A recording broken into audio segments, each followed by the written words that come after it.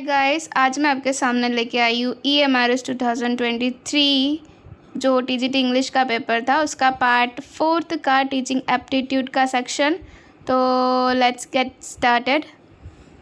तो पहला क्वेश्चन था कि which of one of the following is least likely a factor affecting learning, यानी कि निम्नलिखित में से कौन सा कारक अधिगम को सबसे कम प्रभावित करता है। ठीक है, अधिगम को सबसे कम प्रभावित करता है। क्या वो मैच्योरेशन है, क्या वो रेडीनेस है, क्या वो को करिकुलर एक्टिविटीज़ है, या फिर इमिटेशन है। परिपक्वता, तत्परता, पाठ्य सहगामी क्रियाएं या अनुकरण। ठीक है, पूछा था कि अधिगम को सबसे कम प्रभावित कौन करता है, अधिगम को लर्निंग को सबसे कम प्रभावित कौन करता है।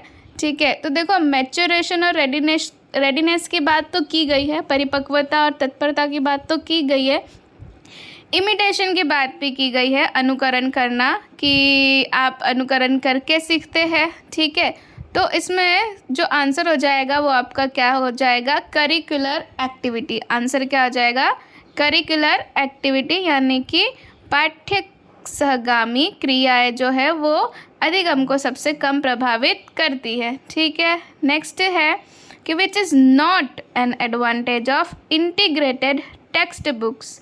नॉट कहा है कि not an advantage of integrated text book, यानी कि समन्वित इंटीग्रेटेड समन्वित पाठ्य पुस्तक की कौन सी विशेषता नहीं है।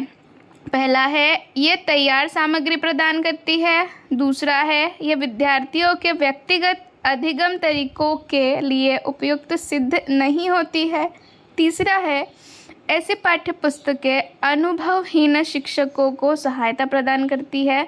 ठीक है, और चौथा है कि पाठ्य पुस्तक को पाठ्य वस्तु पाठ्यक्रम के रूप में प्रयुक्त कर सकते हैं। इंग्लिश में देख लेते हैं कि this provide readymade materials. Okay, ठीक है, मतलब नॉट पूछा है, एडवांटेज नहीं है। ठीक है, टेक्स्ट बुक्स का, इंटीग्रेटेड टेक्स्ट बुक का, तो रेडीमेड मटेरियल तो प्रोवाइड करती है। दिस में not suit students individual learning style. हाँ, ये भी हो सकता है कि बच्चे का जो इंडिविजुअल स्टाइल है उसको सूट नहीं करती होगी। ठीक है, और such text book provide support to inexperience teachers. जो इनएक्सपीरियंस्ड टीचर्स हैं उनको सपोर्ट प्रोवाइड करती है, तो ये तो एडवांटेज हुआ। ठीक है, और थर्ड है कि textbook can be used as a syllabus, की टेक्स्ट बुक को हम सिलेबस के तौर पे यूज़ कर सकते हैं। ठीक है, तो इसमें से पूछा था कि एडवांटेज नहीं है, तो दिस में not suit students individual learning styles. ठीक है, तो एडवांटेज नहीं होगा कौन सा, कि यह जो इंडिविजुअल लर्निंग स्टाइल है बच्चों का उसको सूट नहीं करेगी। नहीं पूछा था तो हमारा उत्तर भी कौन सा हो जाएगा, सेकंड, कि ये बच्चों का पर्सनल जो अपना अपना स्टाइल होता है उसको सपोर्ट नहीं करेगी, तो ये एडवांटेज नहीं है। ठीक है, ये हो गया सेकंड, कि यह विद्यार्थियों के व्यक्तिगत अधिगम तरीकों के लिए उपयुक्त सिद्ध नहीं होती है, पर ये होती है। ठीक है, नेक्स्ट है which kind of ICT tools is not useful in learner centred approach. कि लर्नर सेंटर्ड यानी कि विद्यार्थी को हमको केंद्र करके रखना है, उसके लिए इसमें से ICT टूल कौन सा यूज़फुल नहीं है। क्या वो सिचुएटिंग है, क्या वो कंस्ट्रक्टिव है, क्या वो कम्युनिकेटिव है, या इन्फॉर्मेटिव है। ठीक है, पूछा है कि हिंदी में देख लेते हैं कि किस प्रकार के सूचना संप्रेषण प्रौद्योगिकी उपकरण शिक्षार्थी केंद्रित उपागम में उपयोगी नहीं होती है। स्थित्यात्मक, रचनात्मक, संप्रेषणात्मक या सूचनात्मक।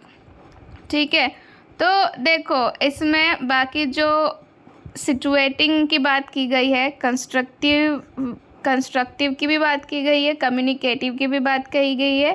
ठीक है, बात किसकी नहीं की गई है, तो वो है इन्फॉर्मेटिव, है ना। सूचनात्मक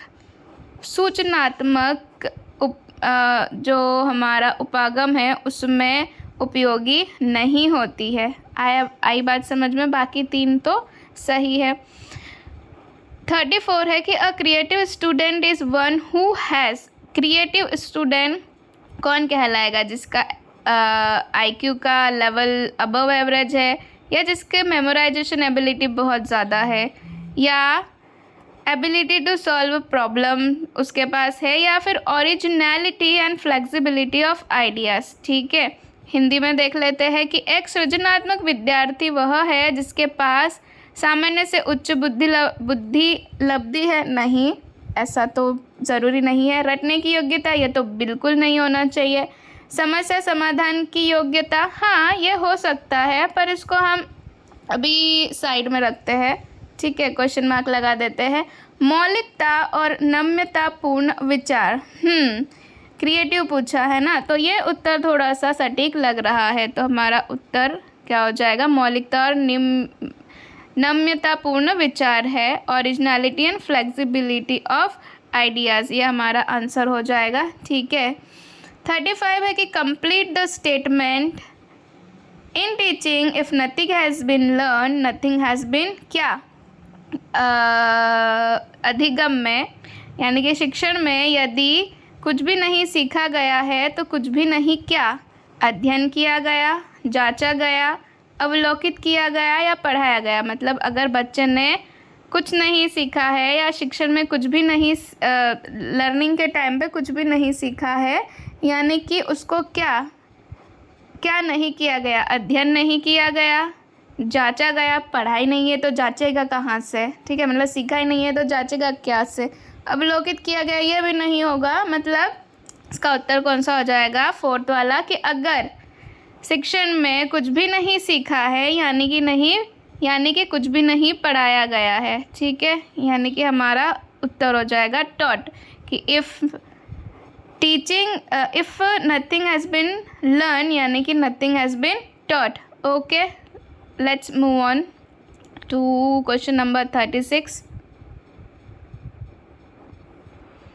Which one of the following is not associated with unit test? पूछा है कि यूनिट टेस्ट से एसोसिएटेड कौन सा नहीं है? Totally controlled by the teacher, use of standardised achievement test, results shared with parents, या confined to limited number of competencies is not associated with unit test पूछा है। निम्नलिखित में से कौन इकाई परीक्षण से संबंधित नहीं है? शिक्षण द्वारा पूर्णतः नियंत्रित होता है, ये तो होता है। मानकीकृत उपलब्धि परीक्षणों का प्रयोग, इसको हम विचार करेंगे। परिणाम की अभिभावकों से चर्चा होती है, हाँ होती है। दक्षताओं की सीमित संख्या होती है। ठीक है, हाँ मतलब सारे बच्चे तो दक्ष नहीं हो सकते ना, कुछ होते हैं। ठीक है, तो ये भी सही है। तो इसका उत्तर कौन सा हो जाएगा? कि मानकीकृत उपलब्धि परीक्षणों का प्रयोग इकाई परीक्षण से संबंधित नहीं है, यानी कि use of standardised achievement test is not associated with unit test. Okay, let's move on to the next. Which one of the following is not a characteristic of assessment for learning? यानी कि formative assessment के बारे में पूछा है कि it allows student to reflect upon their work so as to take specific actions to improve upon। ठीक है, सेकेंड है it is judgmental, not पूछा है, it is judgmental and hence evaluative। फिर है it provides continuous feedback, ये भी सही है। It helps in identifying strengths and weakness, ये भी सही है, ये भी सही है। फर्स्ट वाला देख लेते हैं। It allows students to reflect, चिंतन करने में बच्चों को अलाउ करता है कि उनको कौन से स्पेसिफिक एक्शन लेने पड़ेंगे उनको अपने ऊपर काम करने के लिए, तो ये भी सही है। पूछा है नहीं पूछा है, तो नहीं में कौन सा है कि it is judgmental and hence evaluative. Judgmental तो नहीं होता, इसलिए हमारा उत्तर कौन सा हो जाएगा? दूसरा। हिंदी में क्या है कि निम्न में से कौन से अधिगम के लिए आकलन की विशेषता नहीं है? यह विद्यार्थियों को अपने कार्य की समीक्षा का अवसर देता है जिससे वह सुधार हेतु विशिष्ट कदम उठा सके, सही है ये तो। यह निर्णयात्मक है अतः मूल्यांकन का हेतु है, देख लेते हैं। यह निरंतर प्रतिपुष्टि प्रदान करता है, सही है, निरंतर होता है ये तो। यह प्रत्येक विद्यार्थी की समर्थताओं और अल्पज्ञताओं को पहचानने में सहायक है, ये भी सही है, यानी कि कौन सा सही नहीं है वही हमारा उत्तर हो जाएगा। ठीक है, तो सेकंड वाला हमारा हो जाएगा। 38 है, a teacher tells the rule and principle and then cites example to explain the concept which approach she is adopting। पहले वो क्या समझाती है, रूल से समझाती है, ठीक है, फिर वो प्रिंसिपल सिद्धांत पर जाती है ना, और फिर वो क्या करती है, example cites example to explain the concept, ये कौन सा, फिर वो एग्जाम्पल देती है, तो ये कौन सा हो जाएगा, ये कौन सा हो जाएगा। देखो इसमें जो टिक लगा है उस पर नहीं जाना है हमको, ठीक है, वो बोल रहे हैं कि पहले रूल्स और प्रिंसिपल से समझाती है फिर एग्जाम्पल देती है। ध्यान से सुनो, पहले रूल्स और सिद्धांत समझाती है फिर एग्जाम्पल देती है ना। तो ये हमारा क्या हो जाएगा, ये हो जाएगा निगमन। हम इधर भी देख लेते हैं एक बार हिंदी में कि एक शिक्षक संप्रत्यय समझाने के लिए पहले सिद्धांत वो नियम बताता है और फिर उदाहरण देता है, तो वो कौन सा हो जाएगा। ठीक है, तो ये हो जाएगा हमारा, बाकी देखने की भी ज़रूरत नहीं है, ये हो जाएगा हमारा निगमनात्मक। आ रही है बात समझ में। आगमन में पहले एग्जाम्पल देते हैं फिर रूल से समझाते हैं, ठीक है, आ रही है बात समझ में। निगमन में पहले रूल से समझाया जाता है फिर एग्जाम्पल देते हैं, ठीक है, तो इसका आंसर हो जाएगा क्या, डिडक्टिव। इंग्लिश में बोलते हैं डिडक्टिव निगमन को, और इंडक्टिव को बोला जाता है आगमन, ठीक है, आना और जाना, ये इससे ध्यान रखना। नेक्स्ट है identify the statement which is not correct, फिर नॉट बहुत सारे थे इसमें, नॉट करेक्ट, ठीक है। तो पहला है कि objective type of items are more preferable in measuring creative ability of students. क्या ऑब्जेक्टिव टाइप क्वेश्चन यानी कि MCQs जिसमें सिर्फ 4 ऑप्शन है आपके सामने, उसमें आप क्या क्रिएटिविटी दिखाओगे, ठीक है, नॉट पूछा था और यहाँ पे बोल रहा है कि मोर प्रेफरेबल है क्रिएटिव एबिलिटी बच्चों की जानने के लिए। नेक्स्ट है matching type of item is a form of multiple choice item. Yes, multiple choice तो हुआ, वो एक तरफ 4 है दूसरी तरफ 4 है, एक के आपके पास 4 ऑप्शंस मिल रहे हैं।